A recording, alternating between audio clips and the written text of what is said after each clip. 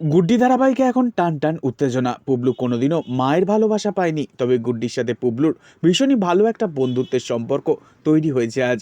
সেই জন্যই পুবলু গুড্ডির কাছে আবদার করে জিজ্ঞাসা করে, তোমাকে কি আমি মা বলে ডাকবো? তুমি আমার মা হবে? যা শুনে গুড্ডি অন্য প্রসঙ্গে কথা বলতে থাকে পুবলুর সঙ্গে।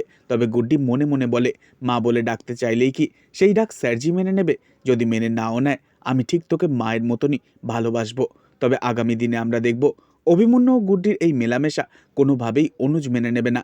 কারণ অনুজ বিশ্বাস করে এভাবে মেলামেশা বা গুড্ডির হাত থেকে যখন তখন যা খুশি খাওয়াটা ঠিক নয়, এতে অভিমন্যুর শরীর খারাপ হতে পারে।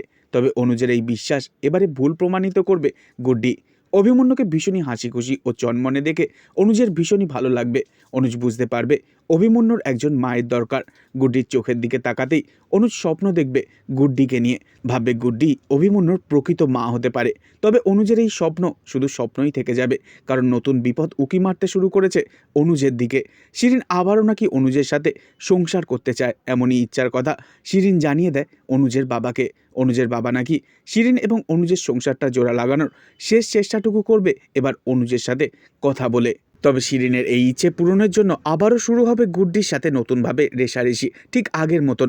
মাঝখান থেকে শুধু 6 বছর গল্প এগিয়ে দিয়ে একজন বাচ্চাকে আনা হলো। এতদিন শুধু অনুজকে নিয়ে টানাটানি খেলায় মেতেছিল গুড্ডি ও শিরিন, এবার সেই দলের নাম উঠল অভিমন্যুর। লীনা পিসি কি বুঝতে পারছেন না দর্শকেরা অনুজ ও গুড্ডির মিল চায়? 6 বছর আগে ও 6 বছর পরে সেই একই কাদা ছেটাছেটি আর দেখতে চায় না দর্শক। তো বন্ধুরা, আপনাদেরও কি একমত? কমেন্টে জানাতে ভুলবেন না। আর পরবর্তী আপডেট পেতে চ্যানেলটিকে সাবস্ক্রাইব করে সঙ্গে থাকবেন। ধন্যবাদ।